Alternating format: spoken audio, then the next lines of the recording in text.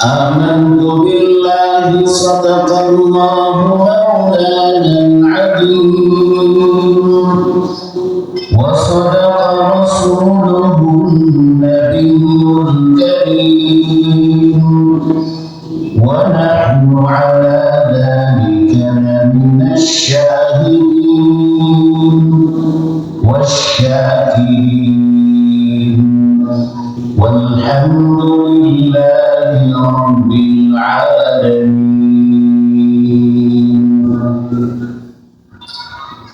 সরকারপাড়া বাইতুল শরীফ জামে মসজিদের উদ্যোগে আয়োজিত আজকের এই আজিমুশান ওয়াজ মাহফিলে উপস্থিত আছেন মুসলিম জাতির শ্রেষ্ঠ সন্তান, মুসলিম জাতির কর্ণধার, নাইবে নবী ওয়ারিসাতুল আম্বিয়া উলামায়ে হযরত। আমার সামনে প্যান্ডেলের নিচে উপস্থিত আছেন ছোট বড় অত্র এলাকার ধর্মপ্রাণ মুসলিম সুধী সমাজ। পর্দার অন্তরালে শুনছেন মাতুল্য ভগ্নিতুল্য সম্মানিত মহিলাগণ, আমরা আল্লাহ তাআলার দরবারে কালিমাতুশ শুকর আদায় করি। আল্লাহ তাআলা আমাদেরকে এই দ্বীনী মজলিসে, নুরানি মজলিসে, গুনাহমুক্ত পরিবেশে কিছু রহমত এবং বরকত নেয়ার জন্য, মাগফিরাত নেয়ার জন্য, আল্লাহ তাআলার দরবার থেকে ক্ষমা নেয়ার জন্য আল্লাহ তাআলা আমাদেরকে আসার এবং বসার সুযোগ করে দিয়েছেন। মাওলা পাকের দরবারে উচ্চকণ্ঠে আবেগ ভরে কালিমাতুশ শুকর আদায় করি আলহামদুলিল্লাহ। আলহামদুলিল্লাহ। আমরা আবার করি আলহামদুলিল্লাহ। আলহামদুলিল্লাহ। আমি অত্র এলাকার সর্বস্তরের ধর্মপ্রাণ মুসলমানদেরকে আহ্বান করছি, আপনারা যে যেখানে আছেন মেহরবানি করে প্যান্ডেলের নিচে এসে বসে যান। আমাদের আজকের এই মাহফিলের যিনি প্রধান ওয়াইজ, সারা বাংলাদেশে যিনি কোরআনের তাফসীর করেন, প্রসিদ্ধ তাফসীরকার হযরত মাওলানা মুশাহিদ আহমদ মুজিরপুরী হাফিজাহুল্লাহ, তিনি অসুস্থ, তারপরেও আমাদের ডাকে এসে পৌঁছেছেন। আমরা সকলে বলি আলহামদুলিল্লাহ। আলহামদুলিল্লাহ।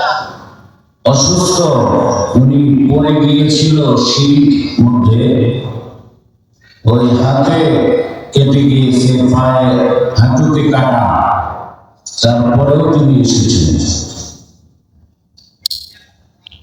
এই জন্য কিছুক্ষণের মধ্যেই তিনি মঞ্চে আসবেন।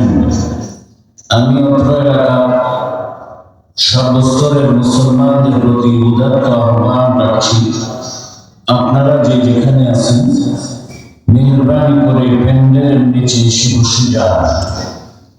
যারা দোকানে আছেন, দোকানে কেনাকাটা 24 ঘন্টাই করা যায়, কিন্তু এই মাহফিল 24 ঘন্টা না, হবে না,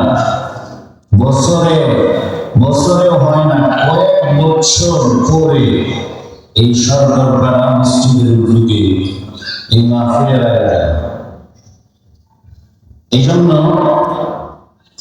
আমি সবার কাছে উদাত্ত আহ্বান করছি, আপনারা দোকানে আছেন, চায়ের স্টলে আছেন, ঘরে আছেন, রাস্তাঘাটে আছেন, যে যেখানে আছেন দ্রুত এসে যান। কিছুক্ষণের মধ্যেই আমাদের প্রধান মুফাসসির বয়ান পেশ করবেন। সম্মানিত উপস্থিতি, আমরা যে মাহফিলে আসলাম, আমরা খুশি না বেজার?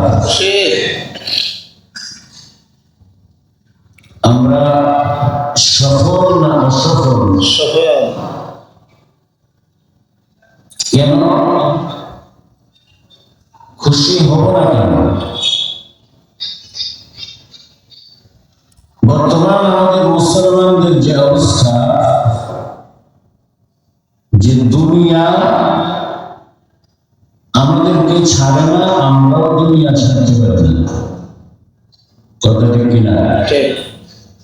দুনিয়া আমাদেরকে ছাড়ে না, আমরাও দুনিয়া ছাড়তে পারি না। যদি দুনিয়া ছাড়তে পারতাম, তাহলে এই মাহফিলে, এই সরকার পাড়া, এই গ্রাম, এই মহল্লার মানুষগুলো আসলেই তো এই প্যান্ডেল কোলাতো না। আফসোস যে আমরা মুসলমানরা, আমরা নিজেরা নিজেদের দায়িত্ব ভুলে গেছি, নিজেরা নিজেদেরকে ভুলে গেছি যে আমরা কারা। আফসোস এই জন্য করছি, এশার নামাজ আদায় করলাম 2 কাতার। এই মহল্লার মুসলমান কি শুধু এই 2 কাতারেই? আপনারা কি বলে শুধু 2 কাতার?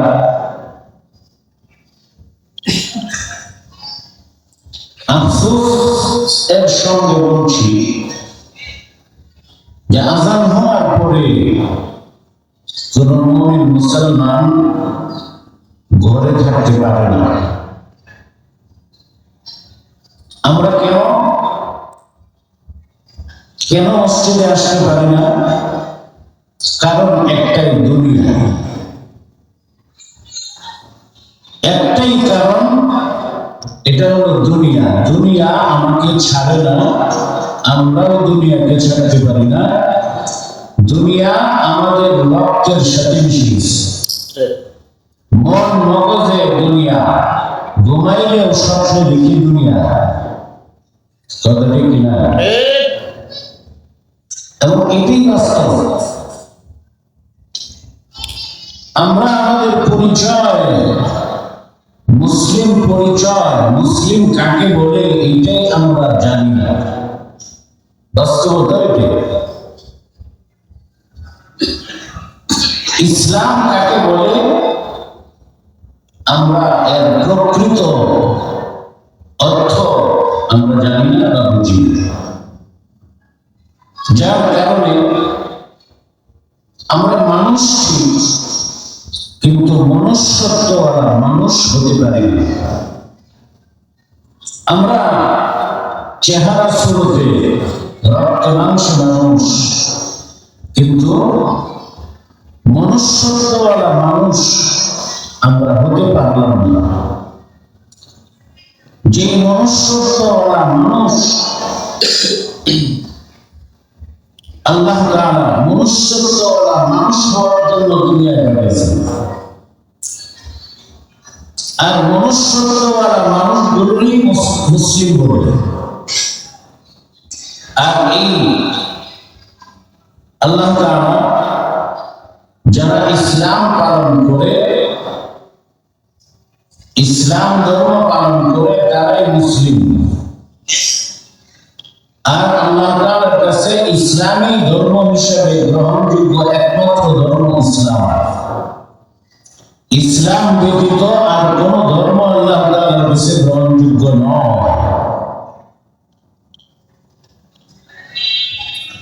সম্মানিত হাজিরিন, আসলেই কি আমরা মুসলিম হতে পেরেছি,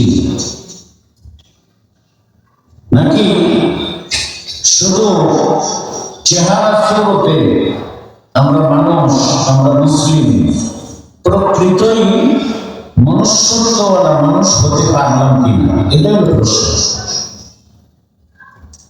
মনুষ্যত্বওয়ালা মানুষ কাকে বলে? মনুষ্যত্বওয়ালা মানুষ বলে যাদের মধ্যে 2টা গুণ পাওয়া যায়। কয়টা গুণ? 2টা গুণ। এই দুইটা গুণ যাদের মধ্যে পাওয়া যাবে তারাই মনুষ্যত্বওয়ালা মানুষ, তারাই প্রকৃত মুসলিম। আল্লাহ তাআলা তাদের জন্যই জান্নাত বানায় রাখছেন।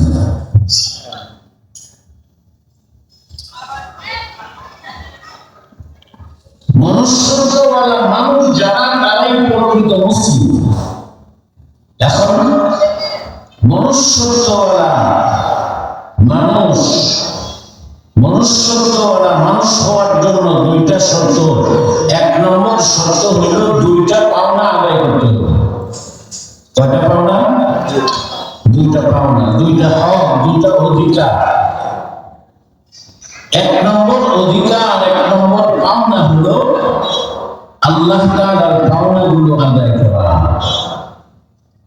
দুই নম্বর পাওনা হলো মাখলুক তথা মানুষ সহ সমস্ত জীব জানোয়ার সহ মাখলুকাতের আল্লাহ তাআলার সৃষ্টির হক আদায় করা, তাদের পাওনা আদায় করা। এই দুইটা হক, দুইটা পাওনা যারা আদায় করবে তারা তাদেরকেই মনুষ্যত্বওয়ালা মানুষ বলা হয় এবং তারাই প্রকৃত মুসলিম। আল্লাহ তাআলা তাদের জন্যই জান্নাত প্রস্তুত করে রাখছেন। আমার কথাগুলো আপনারা বুঝতেছেন তো? মনুষ্যত্বওয়ালা মানুষ হওয়ার জন্য দুইটা শর্ত। এক নম্বর শর্ত যে দুইটা হকের মধ্যে এক নম্বর হইল আল্লাহর হক, আল্লাহর পাওনাগুলো আদায় করতে হবে। দুই নম্বর মানুষের হক আদায় করতে হবে, মানুষের পাওনা আদায় করতে হবে, এমনকি জীব জানোয়ারের পাওনা হক আদায় করতে হবে। এই দুইটা পাওনা যারা আদায় করবে তাদেরকেই প্রকৃত মুসলিম বলবে, তারাই মনুষ্যত্বওয়ালা মানুষ। আল্লাহ তাআলা এই জন্যই মানুষকে দুনিয়ায় পাঠাইছেন যে মনুষ্যত্বওয়ালা মানুষ হিসাবে দুনিয়ায় বসবাস করবে, এরপরে মনুষ্যত্বওয়ালা মানুষ হয়ে দুনিয়া থেকে বিদায় নেবে। কিন্তু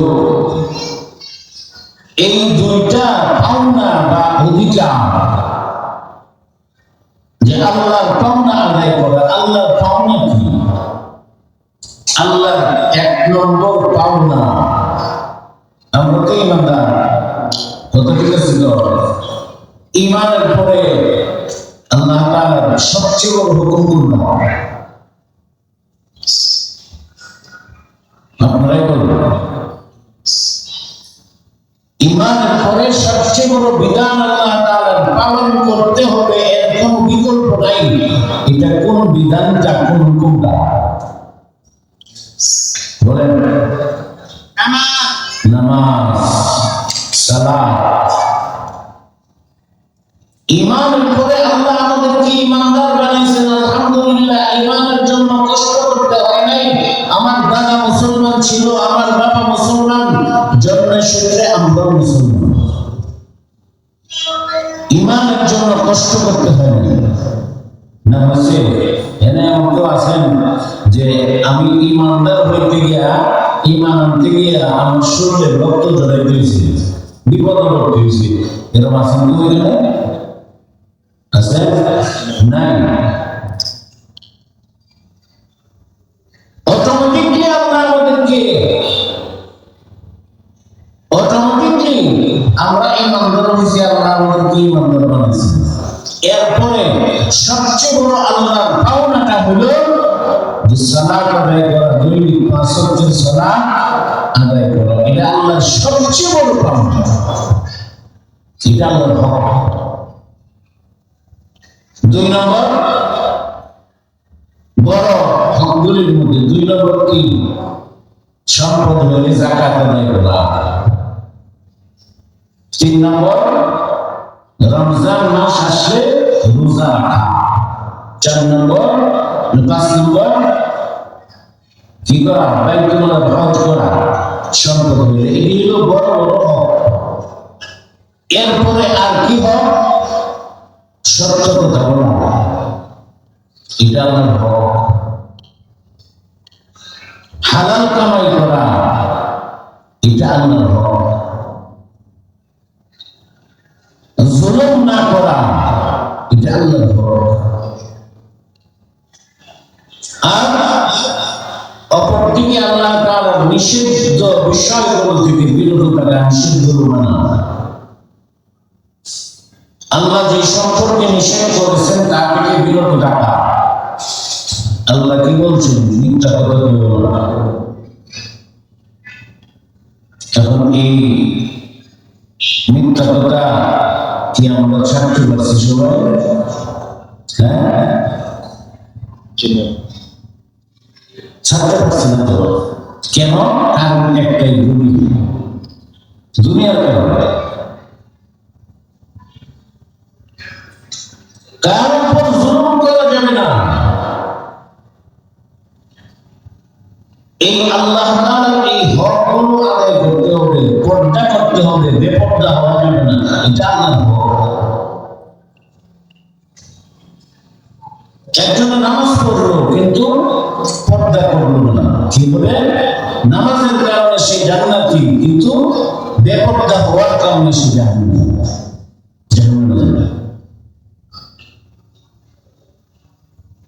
এরপরে বান্দার হক, মানুষের হক। মানুষের পাওনা আদায় করা, প্রত্যেকের পাওনা আদায় করে দেওয়া। যার কাছে যার পাওনা আছে আদায় করে দেওয়া, কোন মানুষকে কষ্ট না দেওয়া, এটা বান্দার হক। কোন মানুষের উপর জুলুম না করা। এমনকি একটা প্রাণী অনর্থক মারা যাবে না। একটা গরু ছাগলকেও কষ্ট দেওয়া যাবে না। একটা গরু আপনি পালেন, আপনি ছাগল পালেন, এটাকে না খাওয়ায় কষ্ট দেওয়া যাবে না। এটা মাখলুকের হক, বান্দার হক। হারাম থেকে বেঁচে থাকা, এটা আল্লাহর হক। সুদ খাওয়া যাবে না, আল্লাহ নিষিদ্ধ করে দিয়েছেন, বিরত থাকতে হবে। ঘুষ খাওয়া যাবে না, অন্যের উপর জুলুম করে ঠকায়া সম্পদ কামাই করা যাবে না। আল্লাহর বিধান বাদ দিয়া সম্পদ কামাই করা যাবে না। যেন আমাদের সমাজের মানুষ, মুসলমান, নামাজ আযান হইছে, দোকানে দিকেই বসে আছে, মুসলমান বসে আছে না? আল্লাহর বিধান বাদ দিয়া, নামাজ বাদ দিয়া দোকানে আমি আমার ব্যবসায় লেগে রইলাম, আমি আমার কৃষি কাজে ক্ষেত খামার লেগে রইলাম। আল্লাহ বলছে না। আমার চাকরিতে আমি লেগে রইলাম, আল্লাহ বলছে না। বান্দা, তুমি তোমার দুনিয়ার উন্নতির জন্য আমার বিধান বাদ দিলা, নামাজ বাদ দিলা, দোকানদারি করতেছো তোমার দুনিয়ার উন্নতির জন্য, কৃষিকাজ করতেছো নামাজ বাদ দিয়া তোমার দুনিয়ার উন্নতির জন্য, চাকরি করতেছো আমার বিধান নামাজ বাদ দিয়া। আল্লাহ বলবেন না, এটা চলবে না।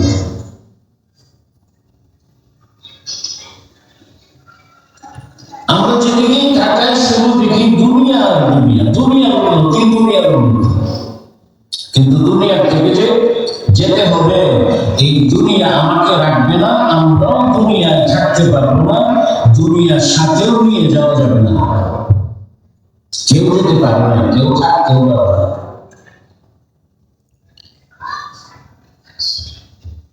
তো এই হকগুলো, আল্লাহর বিধানগুলো, আল্লাহর পাওনাগুলো আদায় করার সাথে সাথে মানুষের হকগুলো, পাওনাগুলো আদায় করে দিতে হবে। এমনকি জীব জানোয়ারের হকগুলো, পাওনাগুলো আদায় করতে হবে।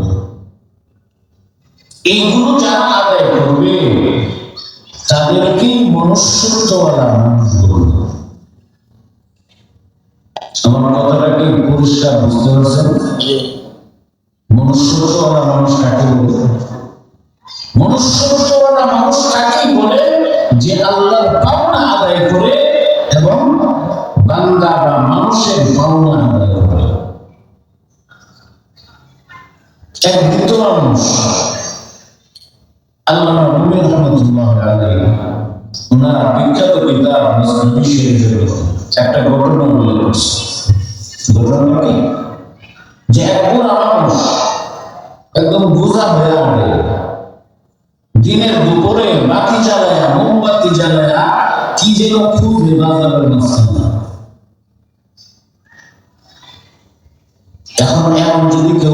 যে দিনের দুপুরে সূর্যের আলোতে বাতি জ্বালায়া কেউ কোনো কিছু যদি খুঁজে, মানুষ তারা কি বলবে? পাগল। দিনের দুপুরে মোমবাতি জ্বালায়া কোনো কিছু খুঁজা, যে খুঁজবে তাকে কি বলবে? পাগল। তো ওই বৃদ্ধ লোক বাজারে মানুষের মাঝখানে মোমবাতি জ্বালায়া কি যেন খুঁজে। তখন লোকেরা জিজ্ঞেস করে যে কি, আপনি কি খুঁজলেন এই দিনের দুপুরে মোমবাতি জ্বালায়া, কি খুঁজলেন? ওই লোক আফসোস করে বলে যে আমি একজন মানুষ খুঁজি। কি খুঁজে? মানুষ খুঁজে। তখন লোকেরা বলে যে আমরা কি মানুষ না? তখন এই বৃদ্ধ লোক বলে যে আমি শুধু মানুষ খুঁজি না, মনুষ্যত্বওয়ালা মানুষ খুঁজি, যার ভিতরে মনুষ্যত্ব আছে। আল্লামা জালালউদ্দিন রুমি রাহমাতুল্লাহ আলাইহি কবিতা আকারে সুন্দর করে এই কথাটাই ব্যক্ত করেছে। আদমিরা আদমিয়ত বায়াদাস্ত, আদমিরা আদমিয়ত বায়াদাস্ত, خود اگر خوشبو نباشد ہے زمانست، خود اگر خوشبو نباشد ہے زمانست। ওই বৃদ্ধ লোক বলে, বাবা আমি মানুষ খুঁজি ঠিকই, কিন্তু কোন মানুষ? যে মানুষের ভিতরে মনুষ্যত্ব আছে এমন মানুষ খুঁজি। মনুষ্যত্ব ছাড়া মানুষ তো দেখা যায়, কিন্তু মনুষ্যত্বওয়ালা মানুষের জন্য আমি পাই না। আমি তো মনুষ্যত্বওয়ালা মানুষ তালাশ করি। মনুষ্যত্বওয়ালা মানুষ। আল্লামা রুমি রাহমাতুল্লাহ আলাইহি বলে, আদমিরা আদমিয়ত বায়াদাস্ত, মানুষের জন্য মনুষ্যত্ব জরুরি। মানুষের জন্য মনুষ্যত্ব জরুরি। যেই মনুষ্যত্ব যার মধ্যে আছে সেই তো প্রকৃত মুসলিম, সেই তো প্রকৃত মুমিন। তার জন্যই আল্লাহ জান্নাত প্রস্তুত করে রেখেছেন। আর যার ভিতরে মনুষ্যত্ব নাই, চেহারা সুরতে মানুষ, চেহারা সুরতে মানুষ হইলেই প্রকৃত মানুষ হওয়া যায় না। তার ভিতরে যদি মনুষ্যত্ব না থাকে, সে প্রকৃত মুসলমান হতে পারে না। আদমিরা আদমিয়ত বায়াদাস্ত, خود اگر خوشبو نباشد ہے زمانست। আল্লামা রুমি রাহমাতুল্লাহ আলাইহি বলেন, যেমন উট কাঠ, যেই কাঠের থেকে সুগন্ধি বানানো হয়, লক্ষ লক্ষ টাকার সুগন্ধি বানানো হয়। উট কাঠ, যেই উট কাঠের সুগন্ধি এক শিশির দাম 1 লক্ষ টাকা, এক শিশির দাম, ছোট একটা শিশির দাম 50,000 টাকা। এত দামি সুগন্ধি উট কাঠ থেকে তৈরি করা হয়। যদি ওই উট কাঠের মধ্যে সুগন্ধি না থাকে, তাহলে ওই উট কাঠটার কোনো দাম থাকে না। এটা চুলায় জ্বালাবার লাকড়ি হয়ে যায়। خود اگر خوشبو نباشد ہے زمانست। মানুষের মধ্যে যদি মনুষ্যত্ব না থাকে, এই মানুষটা যেমন প্রকৃত মানুষ না, চেহারা সুরতে মানুষ হতে পারে, যেমনি ভাবে উট কাঠ থেকে দামি উট সুগন্ধি বানানো হয়, আতর বানানো হয়, ছোট্ট একটা শিশির দাম 1 লক্ষ টাকা। আল্লামা রুমি রাহমাতুল্লাহ আলাইহি বলে যে এই উট কাঠের মধ্যে যদি সুঘ্রাণ না থাকে, তাহলে এটার কোনো দাম নাই। এটা চুলার লাকড়ি ছাড়া আর কিছু হয় না। তেমনি ভাবে একজন মানুষের ভিতরে যদি মনুষ্যত্ব না থাকে তাহলে ওই মানুষটা জাহান্নামের লাকড়ি হয়ে যাবে। নাউজুবিল্লাহ। এমন মনুষ্যত্ব কাকে বলে? বলছি দুইটা গুণ পাওয়া গেল। কয়টা গুণ? দুইটা। এক নম্বর হলো আল্লাহর পাওনা আদায় করা, দুই নম্বর মানুষের পাওনা আদায় করা। যার যতটুকু পাওনা আছে তা আদায় করা। দিল্লি এক বিখ্যাত বুজুর্গ মীর মজহার জানা, অনেক বড় আল্লাহওয়ালা ছিলেন, অনেক বড় বুজুর্গ ছিলেন। উনি যখন মসজিদের ভিতরে নামাজ পড়াইতে যেতেন তখন ওই যে আমরা যে পাগড়ি বাঁধি, পাগড়ির পিছনের যে একটা অংশ লম্বা থাকে এটাকে বলে সামলা, এটাকে বলে সামলা। উনি যখন মসজিদে ঢুকতেন ওই সামলা দিয়া চেহারাটা ঢাইকা মসজিদে ঢুকতেন। আবার যখন মসজিদ থেকে বের হয়ে আসতেন তখন আবার ওই সামলা দিয়া চেহারাটা ঢাইকা বের হয়ে আসতেন। মুসল্লিরা জিজ্ঞেস করে, হুজুর বুঝলাম না, আপনি যাওয়ার সময় চেহারা ঢাইকা যান, আবার আসার সময় চেহারা ঢাইকা আসেন, ঘটনাটাকে বুঝলাম না। মীর মজহার, আল্লাহর ওলি মীর মজহার জানা, তিনি বললেন আগামীকাল আসরের সময় বলবো। পরের দিন আসরের সময় যে লোক জিজ্ঞেস করছিল তার মাথায় ওনার নিজের পাগড়িটা খুলে তার মাথায় দিয়ে দেয়া ভিতরে ঢোকায় দিয়ে যাওয়া, মসজিদের ভিতরে ঢোকে। মসজিদের ভিতরে যখন ওই ব্যক্তি আল্লাহর ওলির পাগড়ি মাথায় দিয়ে ঢুকলো তখন দেখা গেল ওই লোকটা পেরেশান ভয়ে কম্পমান, একবার মসজিদের উত্তর পার্শ্বে যায়, আরেকবার দক্ষিণ পার্শ্বে যায়, এভাবে একদিক থেকে আরেক দিকে সে আনাগোনা করতেছে, ভয়ে কম্পমান। এরপরে এক সময় আল্লাহর ওলি তাকে ডাক দিলেন যে আসো, বের হয়ে আসো। বের হয়ে আসলো, মাথার থেকে পাগড়িটা খুলে ওনার মাথায় লাগালেন। আল্লাহর ওলি প্রশ্ন করলেন যে তোমাকে যে মসজিদের ভিতরে পাঠাইলাম, তুমি মসজিদের ভিতরে এরকম ভয়ের কম্পমান কেন, এত ভয় কেন পেলি? একবার উত্তর পার্শ্বে যাও, একবার দক্ষিণ পার্শ্বে যাও, কারণটা?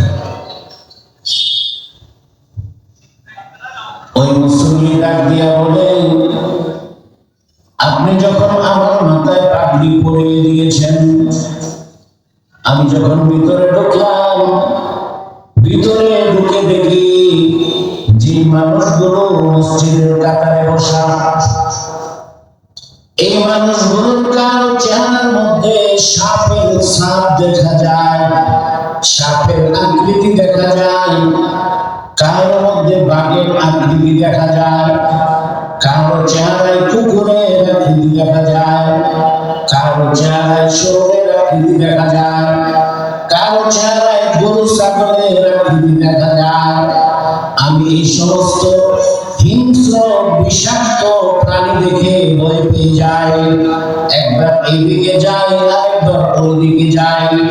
আমি ওই পাখি মাথায় দেওয়া অবস্থায় একজনকেও আমি মানুষের চেহারা পাই না, একজনের চেহারায়ও মানুষের চেহারা দেখতে পাই না। কারোর চেহারায় দেখি যে এটা সাপের চেহারা, কারো চেহারা কুকুরের চেহারা, কারো চেহারা শুয়োরের চেহারা, কারো চেহারা বাঘের চেহারা, কারো চেহারা গরু ছাগলের চেহারা, কারো চেহারা সিংহের চেহারা। বিষাক্ত প্রাণীর চেহারাগুলি আমি দেখতে পাই, একজন মানুষের চেহারা আমি দেখতে পাই না। আল্লাহ ওলি মীর মজহার জানা রাহমাতুল্লাহ আলাইহি তিনি বলেন, এই কারণেই তো আমি যখন মসজিদে ঢুকি আমি আমার ওই পাবলিক সামলা দিয়া চেহারা ঢেকে মসজিদে ঢুকি, নামাজ পড়ায়া আবার ওই চেহারা ঢেকে মসজিদ থেকে বের হই। আমি তো আর অত ভয় পাই, এই জন্য যেন আমি তাদেরকে দেখতে না পাই, এই জন্য আমি চেহারা ঢেকে মসজিদে যাই।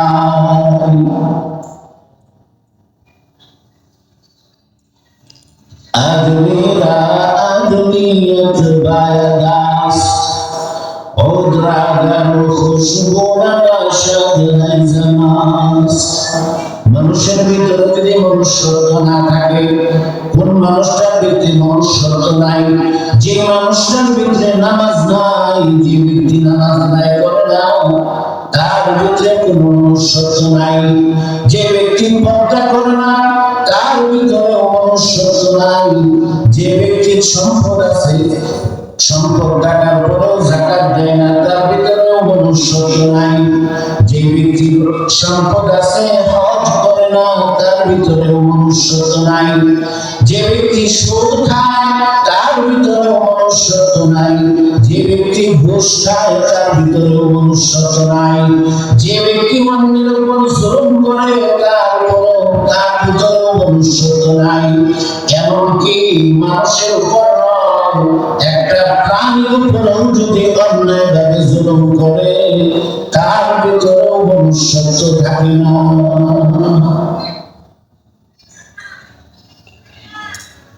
আল্লাহ পাঠিয়েছেন কিসের জন্য? মনুষ্যত্বওয়ালা মানুষ হওয়ার জন্য। এখন মনুষ্যত্বওয়ালা মানুষ আমাদের কয়জনের ভিতরে মনুষ্যত্ব আছে? কয়জনের ভিতরে? পাগড়ি মাথায় দেওয়ার পরে মানুষের চেহারায় কি দেখলো? সাপের আকৃতি। এই সাপের খাসলত, সবল দেওয়া, ক্ষতি করা, এটা মানুষের মধ্যে আছে না? আছে না? এমন মানুষ নাই আছে? কুকুরের স্বভাব মানুষের ভিতর নাই? আছে। কুকুরের স্বভাব কি? কুকুরের স্বভাব হলো, কুকুর সে তার নিজে তো খাবেই, অন্য কাউকে খাইতে দিবে না। শুধু সে নিজেই খেতে চায়, অন্যকে খাইতে দেয় না। একটা মরা গরু দূরে থাকে, আর যদি সবল শক্তিশালী একটা কুকুর থাকে, অন্য দুর্বল কুকুরদেরকে এর কাছে আসতে দেয় না। অথচ সে সবটা নিজে খাইতে পারবে না। যে এই স্বভাবের মানুষকে আমাদের সমাজে আছে না? আছে, আছে না? জি। পশুর খাসলত মানুষের মধ্যে, যাদের মধ্যে এই পশুর খাসলত, অন্যের উপর জুলুম করে, এরকম মানুষ আছে না? জুলুম কোন প্রাণী করে? বাঘ জুলুম করে, সিংহ জুলুম করে দুর্বলের উপর। তো এই স্বভাবের মানুষ কি আমাদের সমাজে আছে না? আছে। বলেন না? আছে, আছে না? জি। বহু কয়টা বলবো? আমি যে কথা বলতেছিলাম যে আল্লাহ তাআলার কাছে একমাত্র গ্রহণযোগ্য ধর্ম হলো কি? বলেন না? আর কি বলেন? ইসলাম। যারা ইসলাম মানে তাদেরকে বলে মুসলিম। যারা ইসলাম মানে তাদেরকে বলে মুসলিম। মুসলিম হওয়ার জন্য মনুষ্যত্ব থাকা জরুরি। আর মনুষ্যত্বওয়ালা মানুষ কয়জন আমাদের সমাজে? মুসলিম হতে হবে, মনুষ্যত্বওয়ালা মানুষ হতে হবে, দুইটা গুণ লাগবে। একটা হলো যে মানুষটা আল্লাহর পাওনা আদায় করে এবং মানুষের পাওনা, এমনকি জীব জানোয়ারের পাওনা সহ আদায় করে। এই দুইটা গুণ যাদের মধ্যে পাওয়া যাবে, তারাই মনুষ্যত্বওয়ালা মানুষ, তারাই প্রকৃত মানুষ। আমরা প্রকৃত মানুষ, আমরা প্রকৃত মুসলিম হতে পারি না কেন? বাধাটা কোথায়? বাধা হলো দুনিয়া। বাধা কি? দুনিয়া। দুনিয়া আমাদের জন্য বাধা। এই দুনিয়ার কারণে আমরা প্রকৃত মুসলিম হতে পারি না, মনুষ্যত্বওয়ালা মানুষ হতে পারতেছি না। সব কিছুর মধ্যে দুনিয়া, আমার চিন্তা চেতনা, আমার মন মগজ, এমনকি সব দুনিয়া। অথচ এই দুনিয়া কিন্তু থাকার যাবে না, দুনিয়া রাখার যাবে না, দুনিয়ার সাথেও নিয়ে যাওয়া যাবে না। এই দুনিয়ার উন্নতির জন্য আমরা মনে রাখি, দুনিয়ার উন্নতির জন্য যারা আমরা শুধু দুনিয়ার পেছনেই আমরা মেহনত করতেছি, যে শুধু দুনিয়ার উন্নতি, নামাজ বাদ দিয়ে, পর্দা বাদ দিয়ে, হালাল হারাম বাদ দিয়ে শুধু দুনিয়ার উন্নতির জন্যই আমরা যারা মেহনত করতেছি, আল্লাহ তাআলা আরেক আয়াতের মধ্যে বলেন, يوم لا ينفع مال ولا بنون إلا من أتى الله بقلب سليم। আল্লাহ বলেন, বান্দারা তোমরা শোনো এবং ভালো করে বুঝো, ইয়াউমা লা ইয়ানফা, তোমরা ওই দিনকে স্মরণ করো, ওই দিনকে স্মরণ করো। কোন দিন? আল্লাহ বলেন, ইয়াউমা লা ইয়ানফা'ু মালুন ওয়ালা বানুন। আল্লাহ বলেন ওই দিনটা হলো 50,000 সানা, দীর্ঘ 50,000 বছর লম্বা একটি দিন। ওই দিনটাকে স্মরণ করো। আল্লাহ বলেন ওই দিন আমার ছায়া ছাড়া আর কোনো ছায়া থাকবে না। আমার বিধান নামাজ বাদ দিয়ে, আমার বিধান পর্দা বাদ দিয়ে, আমার বিধান হালাল হারাম বাদ দিয়ে, সুদ খেয়ে, ঘুষ খেয়ে, অন্যের উপর জুলুম করে, অন্যকে ঠকায়া যে সম্পদ তুমি কামাই করলা, ওই দিনটাকে স্মরণ করো, যে দিনটা সামনে আসতেছে। আল্লাহ বলেন, ইয়াউমা লা ইয়ানফা'ু মালুন ওয়ালা বানুন, যেই দিন আমার আরশের ছায়া ছাড়া কোনো ছায়া থাকবে না, ওই দিনটাকে স্মরণ করো। আমার বিধান বাদ দিয়ে, নামাজ বাদ দিয়ে যে সম্পদ তুমি কামাই করতেছো, ওই দিন তোমার ওই সম্পদ তোমার কোনো কাজে আসবে না। আমার বিধান বাদ দিয়ে, তুমি পর্দা বাদ দিয়ে সম্পদ কামাই করতেছো, তোমার এই সম্পদ কোনো কাজে আসবে না। সুদ খেয়ে, ঘুষ খেয়ে, হারাম উপায়ে অন্যের উপর জুলুম করে তুমি যে সম্পদ কামাই করতেছো, আল্লাহ বলেন ওই দিনটাকে স্মরণ করো, যেই দিন তোমার ওই সম্পদ তোমার কোনো কাজে আসবে না। দীর্ঘ 50,000 বছর লম্বা একটি দিন, ওই দিনটাকে মনে হবে আমরা কম বেশি সবাই জানি ওই দিনের অবস্থাটা কেমন হবে। ওই দিন আল্লাহর আরশের ছায়া ছাড়া আর কোনো ছায়া থাকবে না। দুনিয়ার এই সূর্য এত দূরে 9,30,00,000 মাইল দূরের সূর্য, যে সূর্যের তাপ আমরা বেশিক্ষণ সহ্য করতে পারি না। অল্পক্ষণ সূর্যের তাপ লাগলেই আমরা গাছের ছায়ায় চলে আসি, অথবা ফ্যানের নিচে বাতাসের জন্য চলে আসি। আল্লাহ বলেন ওই দিন, যেই দিন সূর্য একেবারে মাথার কাছে চলে আসবে, একেবারে মাথার কাছে চলে আসবে, মাথার মগজগুলো টকবক করে বাতের মতো ফুটতে থাকবে। আল্লাহ বলেন ওই দিন আমার আরশের ছায়া ছাড়া কোনো ছায়া থাকবে না, ওই দিন কোনো গাছের ছায়া থাকবে না, ওই দিন কোনো ফ্যানের ব্যবস্থা থাকবে না। মানুষ ঘামতে থাকবে, ঘামতে ঘামতে এমন অবস্থা হবে, মানুষ ঘামের মধ্যে সাঁতার কাটতে থাকবে, ঘামের মধ্যে সাঁতার কাটতে থাকবে। সূর্যের তাপে ওই ঘামের পানি এত উত্তপ্ত হবে, এই ঘামের পানির মধ্যে মানুষ সাঁতার কাটতে থাকবে। আল্লাহ বলেন ওই দিন আমার আরশের ছায়া ছাড়া আর কোনো ছায়া থাকবে না। যারা আল্লাহর বিধান মানে না, যারা প্রকৃত মুসলমান না, যারা নামাজ আদায় করে না, যারা পর্দা করে না, যারা হালাল কামাই করে না, সুদ খায়, ঘুষ খায়, মিথ্যার আশ্রয় নিয়ে সম্পদ কামাই করে, ওই সম্পদ, আল্লাহ বলেন ওই সম্পদ ওই দিন তার কোনো কাজে আসবে না। আমরা যে নামাজ বাদ দিয়া দোকানে বসে ব্যবসা করি, আল্লাহ এই জন্য পাঠাইছে দুনিয়া, এই জন্য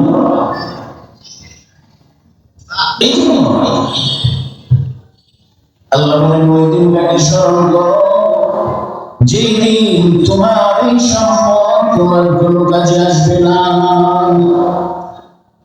আর কি আল্লাহ বলেন ইয়াউমা লা ইয়ানফাউ মালুন ওয়ালা বানুন। আল্লাহ বলেন ওই দিন সেটাকে স্মরণ করো যেই দিন তুমি তোমার যেই সম্পদ তুমি কামাই করলা তা যেমন কাজে আসবে না।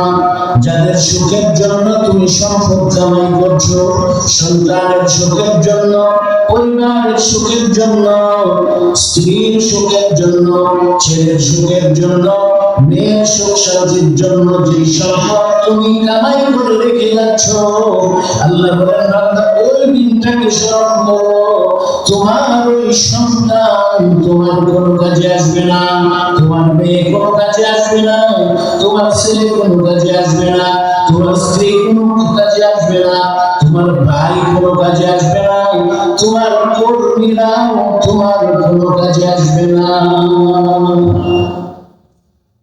আল্লাহ বলেন বান্দা আমার বিধান বাদ দিয়া নামাজ বাদ দিয়া তুমি সম্পদ কামাই করছো, সম্পদের পাহাড় করতেছো, ওই সম্পদ যেমনিভাবে তোমার কোনো কাজে আসবে না।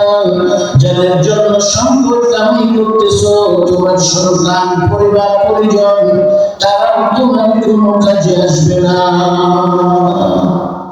আমরা শুনছেন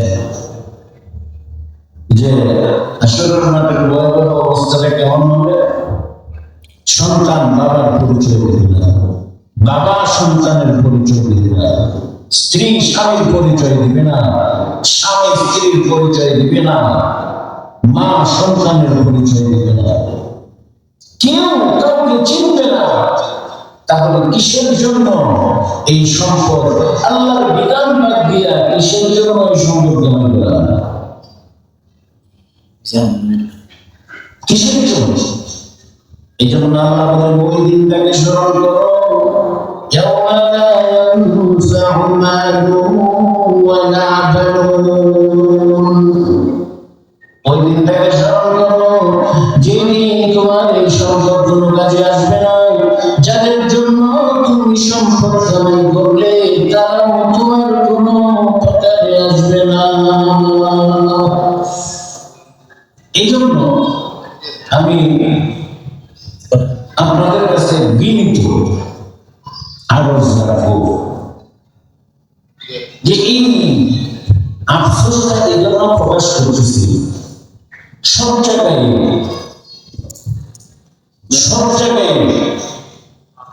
যে মসজিদগুলো মহল্লায় আছে এই মসজিদগুলো কি নামাজি দিয়া ভরপুর,